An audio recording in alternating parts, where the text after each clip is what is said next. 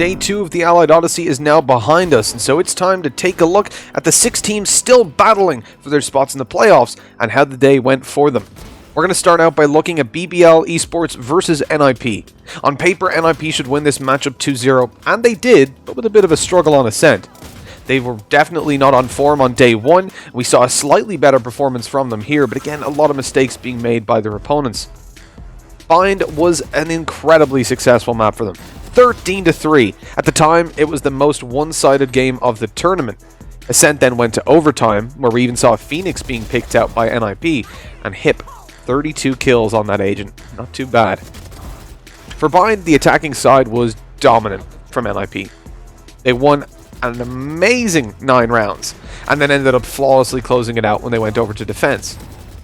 BBL made a lot of mistakes, that is for sure, but I felt like their defense was reasonably well structured in early rounds. It just completely fell apart when it came down to some of the aim duels they were hitting. I mean, Looker was on fire in this map. And then obviously, when they were facing off against these guys in 3v4 situations, it felt like they constantly gave those advantages back away. You'll see an example of that in the round we're going to take a look at. We're going to start out the round with a camera being placed on A mid. That's allowing Rhyme to spot out, but the fact that he stays in position tells us he wants to get an aggressive kill. You see Looker go for the peek on B long, he's going to find that duel, and then Aslan is left to try and make a play because they've lost one of their players. In fact, it even baits out the resurrection and the wall, which is huge utility burned up early on for BBL. The blind and the kill is fantastic, but he couldn't convert a second, and in that position, one and done isn't good enough. Now, we see that early A control that they had with Rhyme left towards A being used. He takes Bath control as Kree stays to sell a little bit of a fake. He's throwing out his utility. There's the paranoia that's going to further sell that a long push could be coming. You see, this keeps BBL in place, even though they haven't seen a player here for a long time. It's been nearly 30 seconds since they took any engagement, and yet they're still 3-man stacking the B site. Lego has to find a kill, and he does so successfully, then leaving. And that's the really important part. The fact that Lego doesn't overcommit even towards the fight on Rhyme, which he definitely could have went out for more on, gives them the opportunity to hold off and push as a team. What's surprising is the fact that they don't rotate fully.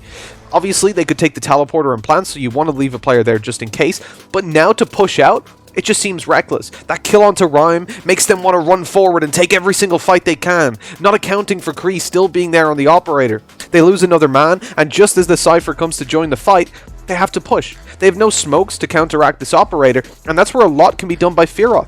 They hear him firing out the arrows, but completely ignore him, allowing him to catch one in the side while Kree takes out Kiro from afar, and now it's a 2 versus 1. Practically unlosable, although Kree made a pretty good attempt right under the elbow on that one, but at least he got Fearoth an extra kill. 5-2 was a good scoreline then for NIP. They built up to 13-3 in the end. And really, it was off the back of little mistakes like that. BBL find 1 kill, and they feel like they need to push. They need to get in there and win the round off the back of that. When if they just waited for their full rotation to come through, they would have had a much better chance of closing that round out. G2 Esports versus Fun plus Phoenix, the next game of the day, and this one was a banger. These two teams obviously have a rivalry across different franchises, League of Legends in particular, and now they were butting head for the first time in VALORANT. Fun plus Phoenix won the series 2-0, but of course, due to personal issues from the G2 players on Ascent, we do have to discredit really that second map. It could have went either way before life hit.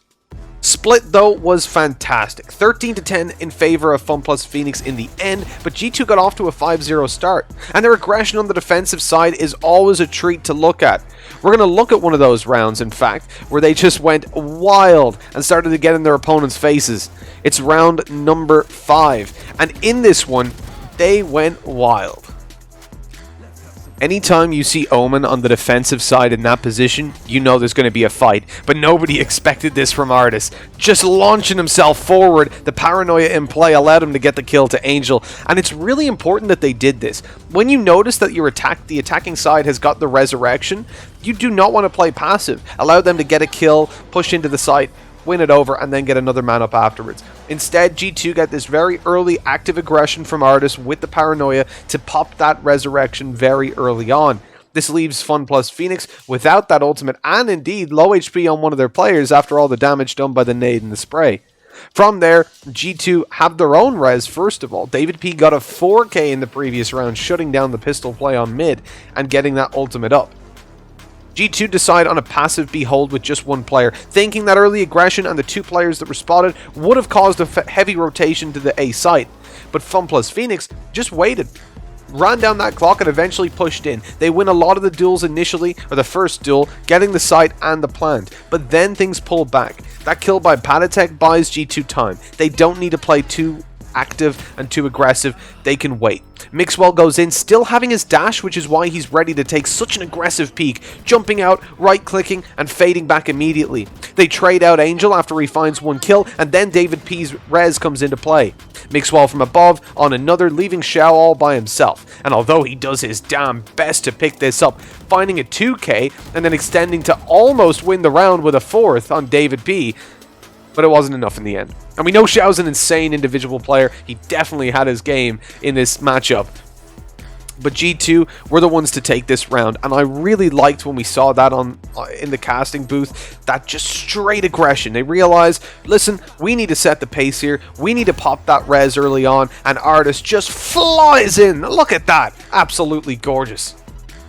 The final game of the day was Vodafone Giants versus Team Liquid, and there's not a whole lot to say. It went as expected. Team Liquid should have dominated, and they did. And we're going to take a look at one of the rounds where Vodafone Giants made a couple of mistakes down to timing and down to positioning whenever they heard certain things happening. This one was a huge round for Solkas. Let's take a quick look. Now, you'll notice at the start of this round, Vodafone Giants have a little bit of map control. They watch out for anybody pushing A, putting the tripwires down. But that's going to be soon destroyed. Scream was close enough to even hear that, so you can just get on by it. And for Vodafone Giants, the problem really that I would highlight is how slow they are. Look, as they're coming up long. They've made a lot of noise. They're in garage as well. They run right into Eccles. As soon as he wins that fight, the round is more or less over. Fatino misses the shots, takes a tiny bit of damage, but luckily Yuri was there to take the headshot and keep them alive in that. They've got a flank coming through, but they seem to be aware of that, especially after this eye goes down. That alerts you to the fact that the players are behind you, so they're not going to be completely caught off guard by it. But watch the reaction when Solkas pops his ultimate. As soon as he does, you see those 2 players towards the cage group up. Those steps were heard, and so immediately the communication was there. There's at least one in the cage, and Solkas was able to fire away.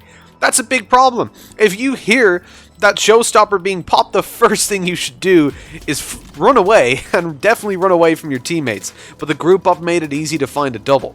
So ultimately, it's a slow round as they take too long to push, so there's already a flank very far underway. And then, obviously, the reaction to some of those plays, like the ultimate, you'll see here in the replay, they just stand right next to each other. It's the easiest double kill of Solkas's life.